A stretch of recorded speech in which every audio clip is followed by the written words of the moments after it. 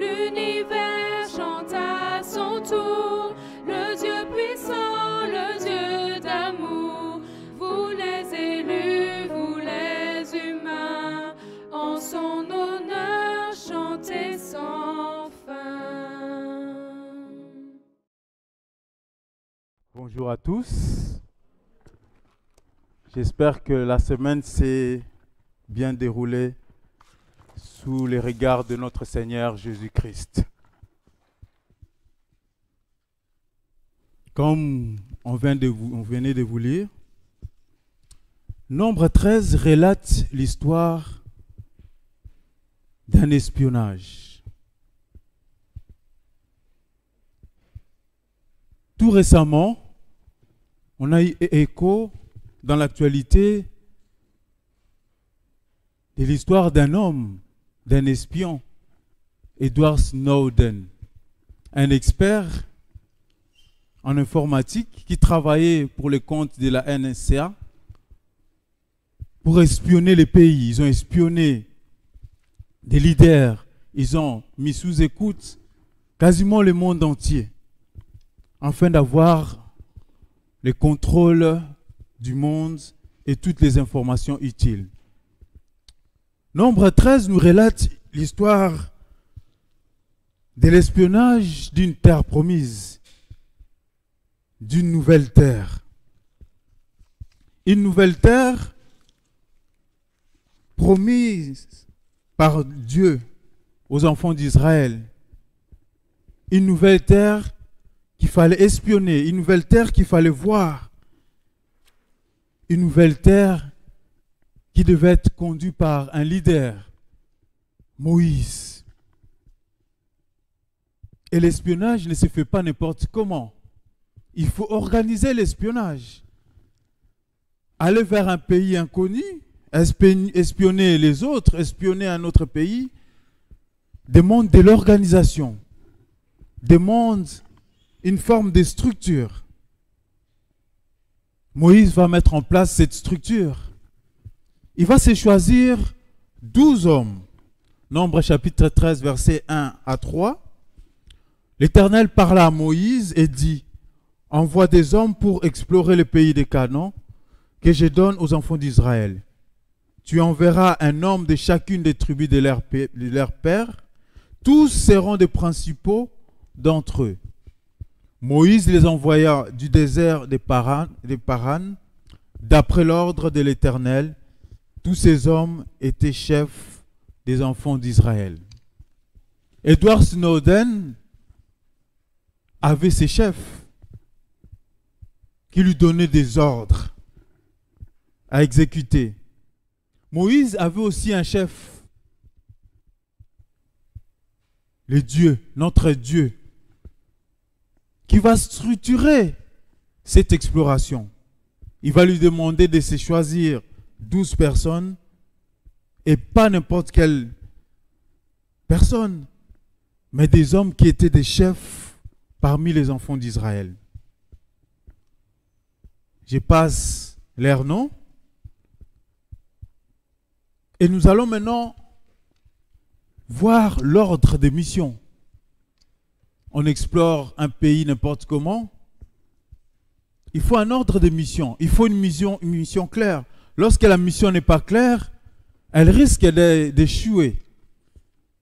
Je pense que notre papa Norbert est très bien placé pour le savoir. En tant que militaire, si l'ordre n'est pas bien donné, la mission va échouer probablement.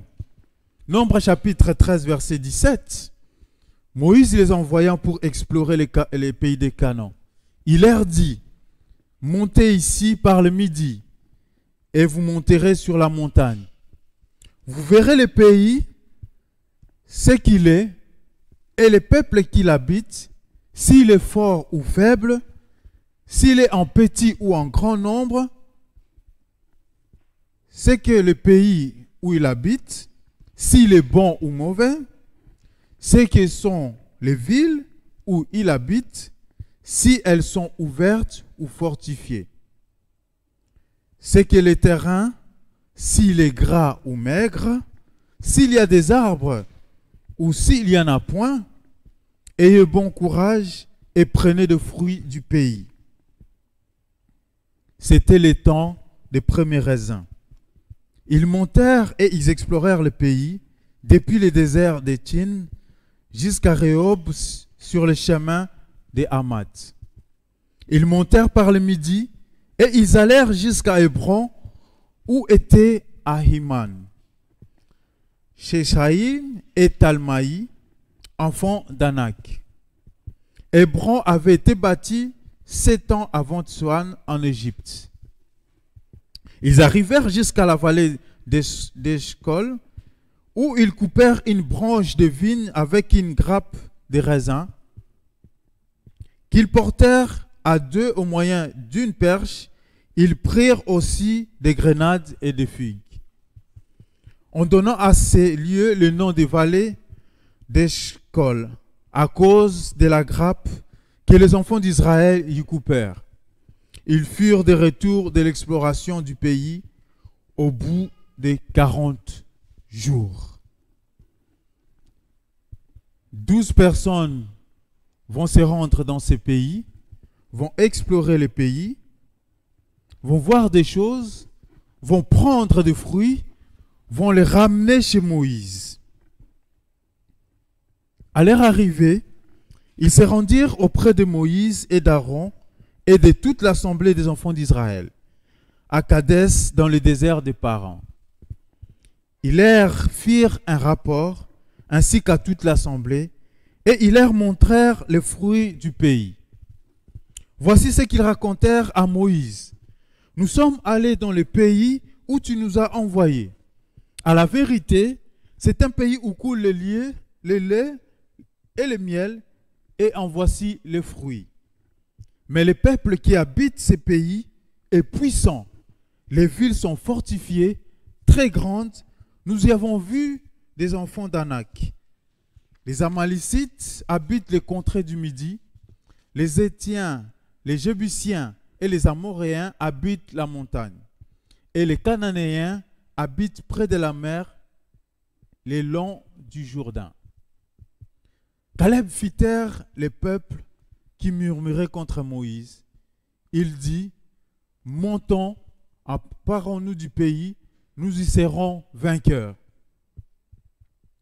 Mais les hommes qui étaient allés avec lui dirent, nous ne pouvons pas monter contre ce peuple, car il est plus fort que nous.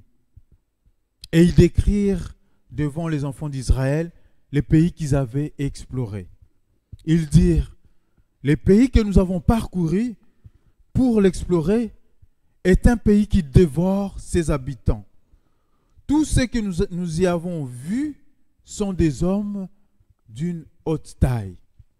Et nous y avons vu les géants. Enfants d'Anak, de la race des géants, nous étions à nos yeux et au l'air comme des sauterelles. Moïse envoie ces 12 personnes pour espionner un nouveau pays, la terre promise, avec une mission claire. Ils reviennent avec un compte rendu clair, les mêmes comptes rendus pour tous. Bien évidemment, ils ont vu le fruit, ils ont vu la beauté de ces pays, ils ont vu les laits, ils ont vu le miel. Mais par contre, ils ont vu un peuple fort, un peuple géant, un peuple grand. Ils étaient 12. Parmi ces 12, un seul a eu une autre approche. Ils ont tous vu la même chose. Mais Caleb va voir une autre occasion. Caleb va faire taire les 11 autres en leur faisant comprendre que ce que nous avons vu était une réalité, mais aux yeux de Dieu, cela est une opportunité pour nous. Les 11 personnes n'ont vu qu'une difficulté, n'ont vu que des obstacles. Ces 11 personnes n'ont retenu que deux choses, la force de ce peuple et les géants. Ces 11 personnes ont été envahies par un sentiment de crainte, un sentiment de peur, un sentiment de découragement, un sentiment de dépit. Et à leur place, je pense que nous pourrions avoir la même réaction face à cette réalité. La Bible nous raconte l'histoire d'une autre personne qui était confrontée à cette même réalité. Le roi David. Le roi David était un simple berger, un jeune berger. Et son peuple devait faire face à ces fameux géants, ces Philistins si impressionnants, ces Philistins si forts, ces Philistins qui faisaient peur tout autour d'eux. 1 Samuel chapitre 17, versets 26 à 47,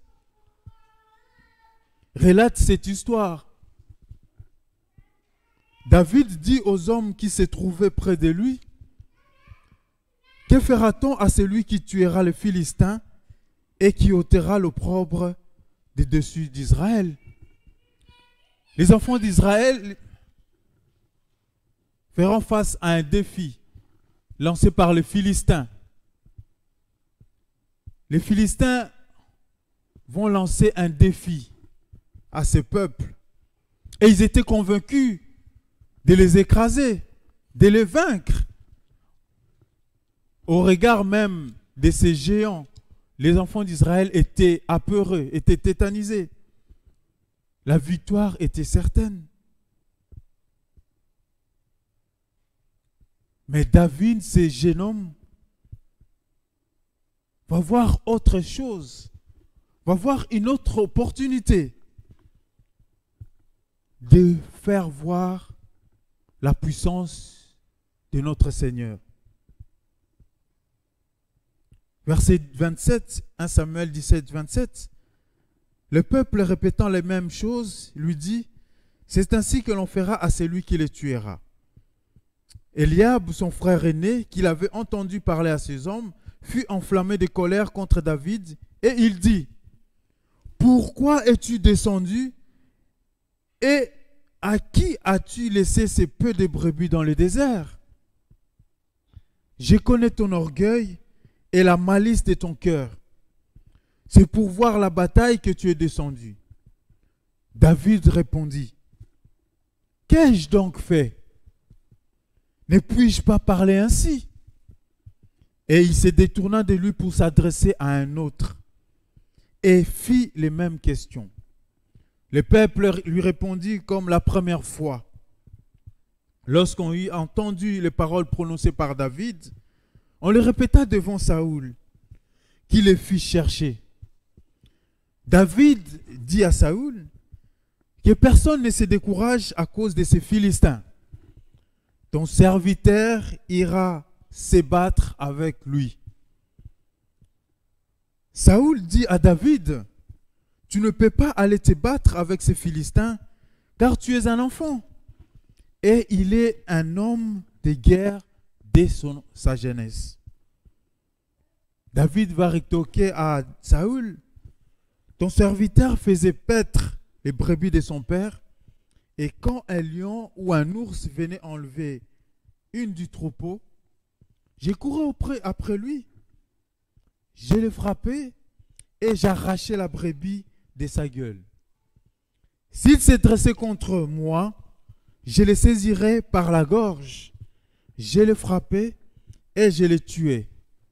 C'est ainsi que ton serviteur a terrassé les lions et l'ours, et il lancera du Philistin, c'est un circoncis comme de l'un d'eux, car il a insulté l'armée du Dieu vivant.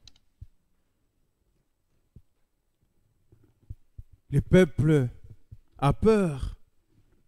La famille de David a peur. Le courage manifesté par David est vu comme une forme d'orgueil. On va le lui rappeler. Tu es tellement orgueilleux. Mais David était confiant, car il savait que cette bataille n'était pas sa bataille. Ces combats n'étaient pas son combat. Et d'ailleurs, il va le rappeler à Goliath, lorsque la bataille va débuter, au verset 45. David dit aux Philistins, tu marches contre moi avec l'épée, la lance et les javelots, et moi, je marche contre toi au nom de l'Éternel des armées, du Dieu de l'armée d'Israël que tu as insulté. Aujourd'hui, l'Éternel te livrera entre mes mains. Je t'abattrai et je te couperai la tête. Aujourd'hui, je donnerai les cadavres du camp des Philistins aux oiseaux du ciel et aux animaux de la terre. Et toute la terre saura qu'Israël a un Dieu. Et toute cette multitude saura que ce n'est ni par l'épée, ni par la lance que l'Éternel sauve. Car la victoire appartient à l'Éternel. Et il vous livrera entre nos mains. Nous aussi, nous sommes confrontés à cette réalité. David, ce courageux qui avait confiance en Dieu. Ce jeune courageux qui s'est fié à Dieu. Savait que ce Dieu-là lui donnerait la victoire. Nous aussi, présentement, lorsque les gens autour de nous observent une paix dans nos cœurs, peuvent nous considérer cela comme une forme d'insouciance. Tout le monde est inquiet. La pandémie frappe le monde entier. Mais vous gardez une sérénité. Vous êtes des inconscients. Ou soit vous êtes des m'en-foutistes. Comment faire face à cette réalité? Que voyons-nous? Que voyons-nous?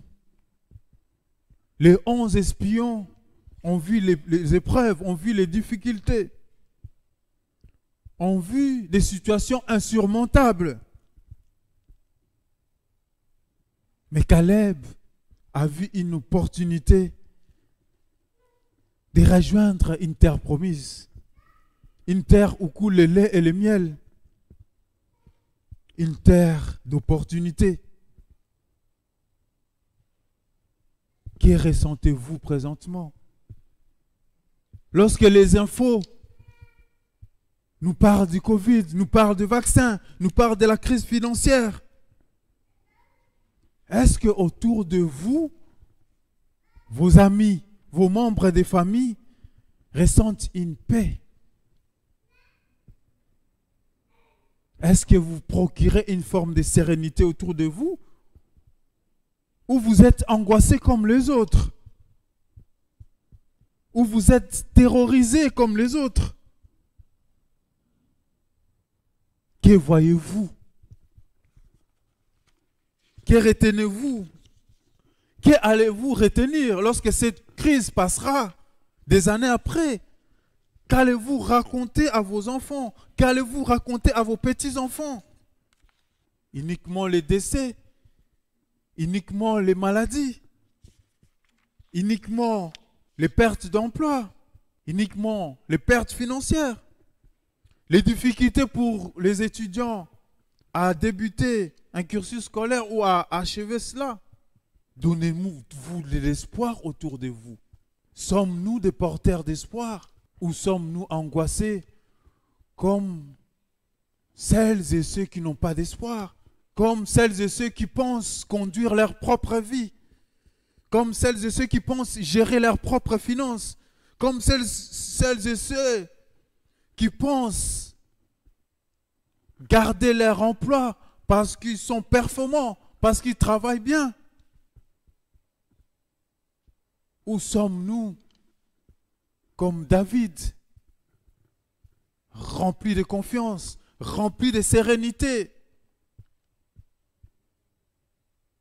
pour dire au monde entier que Dieu est au contrôle.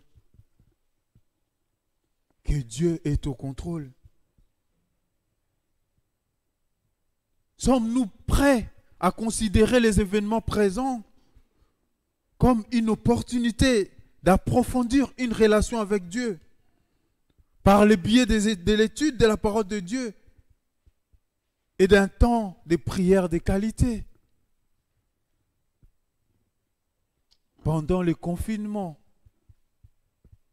avez-vous eu l'opportunité d'étudier la parole de Dieu en profondeur, de revoir certaines choses, de prier en famille, de remettre au centre de votre foyer cette habitude? Avez-vous eu l'opportunité de tisser ou de retisser des relations brisées avec vos amis, avec vos connaissances? Avez-vous eu l'opportunité d'évangéliser, de rappeler au monde entier que le Christ est vivant et il revient bientôt?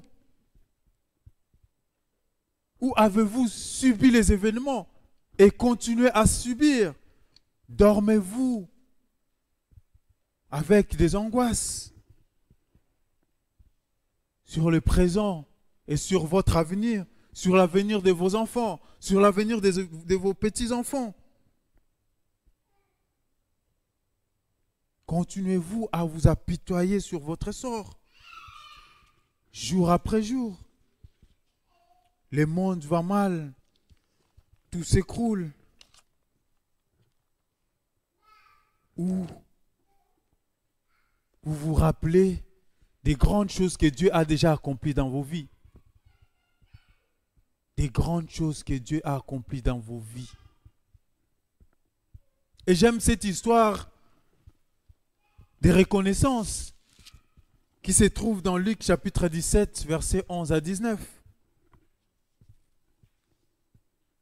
Et il y a quelqu'un qui dit que la reconnaissance active la puissance de Dieu dans nos vies. La reconnaissance active la puissance de Dieu dans nos vies. C'est rappeler que Dieu est au contrôle de nos vies. C'est rappeler que Dieu qui a accompli de grandes choses dans nos vies continuera à les accomplir. La reconnaissance. Luc chapitre 17, versets 11 à 19. Jésus s'est rendu à Jérusalem, passé entre la Samarie et la Galilée. Comme il entrait dans un village, 10 lépreux vinrent à sa rencontre.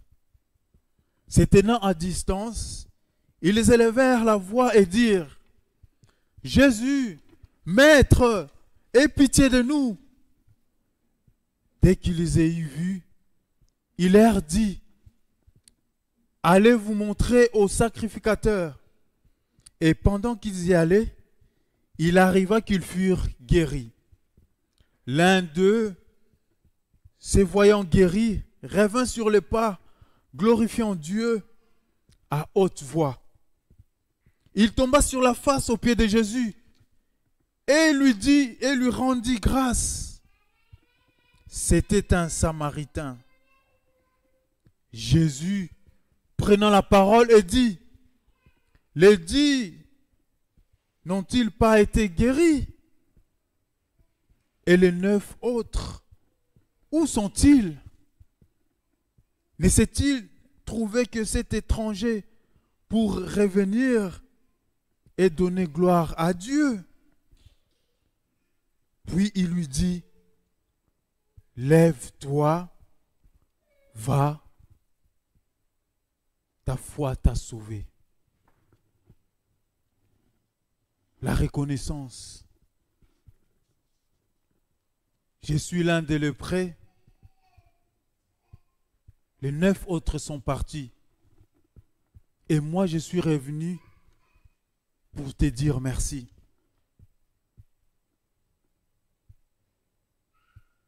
Disons-nous merci au Seigneur. Avons-nous eu l'occasion de dire merci au Seigneur pendant que nous subissions l'épreuve de cette pandémie? Oh oui, pas un merci par rapport aux morts, par rapport au décès. Dire merci au Seigneur parce qu'il nous a protégés, parce qu'il nous a épargnés. Dire merci au Seigneur parce qu'il nous a donné l'occasion de connaître nos enfants, de retisser les liens avec nos enfants. Certains parents ont redécouvert leurs enfants pendant la crise. Ils ne connaissaient pas leurs enfants. Les enfants allaient à l'école à 8 heures, certains même revenaient à la maison à 17 heures, 18 heures. Ils se croisaient. Ils se posaient la question, mais comment est-ce que cet enfant se comporte pareillement? Pareil. Ces enfants ils habitent dans la même maison, on habite dans la même maison, mais nous ne connaissons pas nos enfants. Pourquoi ne pas dire merci à notre Seigneur parce qu'il nous avait donné cette opportunité de rester avec nos enfants pendant 2 mois, de retisser les liens. Comment ne pas dire merci au Seigneur qui nous a permis de passer du temps, de qualité avec nos époux et nos épouses? Comment ne pas dire merci à notre Seigneur qui nous a permis de stopper, d'arrêter de courir, de réfléchir? Oui, Dieu nous a permis de réfléchir tout au long de cette pandémie, lorsque certains ont pu rester à la maison. Réfléchir à notre propre vie et à notre marche chrétienne. À force de fréquenter l'église, notre foi devient aussi mécanique. J'ai pris pour manger, je me réveille, j'ai pris pour dire merci au Seigneur au réveil, pour dormir. Mais est-ce que c'est Jésus vit réellement dans ma vie? Est-ce que ma vie impacte la vie des autres? Cette pandémie m'a permis de me remettre en question. Pourquoi ne pas dire merci au Seigneur? Être reconnaissant. Pas uniquement lorsque tout va bien, mais être reconnaissant lorsque tout va mal. Que vois-tu? Que vois-tu? Que voyons-nous? Qu'allons-nous retenir lorsque cette crise passera? Qu'allons-nous retenir pour notre foi? Qu'allons-nous retenir pour notre caractère, pour notre attitude?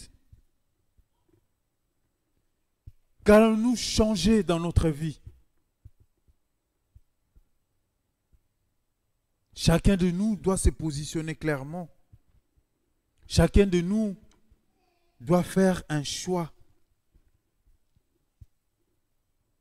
Reconnaître les bontés de Dieu, même dans la souffrance. Ou voir uniquement les épreuves. La reconnaissance active la puissance de Dieu dans nos vies. Colossiens 3:17. Et quoi que vous fassiez en parole ou en œuvre, faites tout au nom du Seigneur Jésus, en rendant par lui des actions de grâce à Dieu le Père. Est-ce que nous faisons des choses pour plaire aux autres? Est-ce que nous faisons des choses pour se glorifier? Ou comme David, voulons-nous accomplir les choses pour la gloire de Dieu? Pour que ceux qui ne connaissent pas Dieu puissent voir dans notre positionnement, dans nos agissements, la présence de notre Seigneur. Tout comme les 12 espions qui ont reçu un ordre de mission avant d'aller explorer Canaan, nous avons aussi reçu un ordre de mission clair de la part de notre Seigneur. Matthieu 28, 19 à 20. Allez, faites de toutes les nations des disciples, les baptisant au nom du Père, du Fils, du Saint-Esprit, et enseignez-leur à observer tout ce que je vous ai prescrit. Et voici, je suis avec vous tous les jours jusqu'à la fin du monde. Cette mission sera difficile, mais je suis certaine qu'elle sera remplie de joie. Tellement remplie de joie. Rappelons-nous cette mission. Voyons dans notre vie, l'opportunité d'évangéliser, l'opportunité de grandir, même dans ces obstacles, même dans nos souffrances, même dans nos épreuves. Voyons la présence de notre Seigneur qui nous a promis sa paix permanente, qui nous a promis sa présence, quoi qu'il arrive. Croyons-le. Que le Seigneur vous bénisse. Amen. Père éternel, c'est vrai que notre nature humaine nous pousse à voir uniquement ce qui ne va pas. Nos pensées sont souvent focalisées sur les difficultés et les épreuves dans nos vies, Père éternel. Nous sommes parfois envahis par des pensées d'angoisse, des pensées qui ne t'honorent pas, car nous ne te faisons pas confiance, Père éternel. Nous te supplions de nous pardonner pour ces manques de foi, Père éternel. Nous te supplions, Père éternel, de renouveler notre foi, de nous affermir par le biais de ton Esprit Saint, afin que nous puissions être ou devenir des porteurs d'espoir là où tout va mal. Père éternel, je te demande que tu puisses accorder la paix dans le cœur de toute personne qui fait face à l'incertitude, à des doutes par rapport à son avenir, Père éternel. Dieu de gloire, Dieu d'amour, je te demande aussi de nous aider à être reconnaissants. C'est vrai, nous oublions très vite tes bienfaits, mais tu nous rappelles chaque jour que tes bontés se renouvellent chaque matin. Même si parfois nous voulons toucher cette bonté, nous voulons ressentir quotidiennement cette bonté et que nous ne la ressentons pas, nous voulons avoir confiance en toi et dire chaque jour que tu marches avec nous. Sois avec chacun de nous tout au long de ces jours bénis. Accorde la paix, accorde la joie dans nos cœurs. Détache-nous de nos train-train de tous les jours. Détache-nous de nos fardeaux afin que nous puissions jouir réellement de ces jours de délivrance. Sois avec nos membres d'église qui n'ont pas pu encore se joindre à nous ici. Nous espérons le voir prochainement. Père, au-delà de tout, je te prie de soutenir notre foi, car les défis à venir se dresse devant nous. Et nous voulons faire face à cela, la tête haute. Mais par nos propres forces, nous en serons incapables. Bénis chacun de nous, bénis nos familles respectives.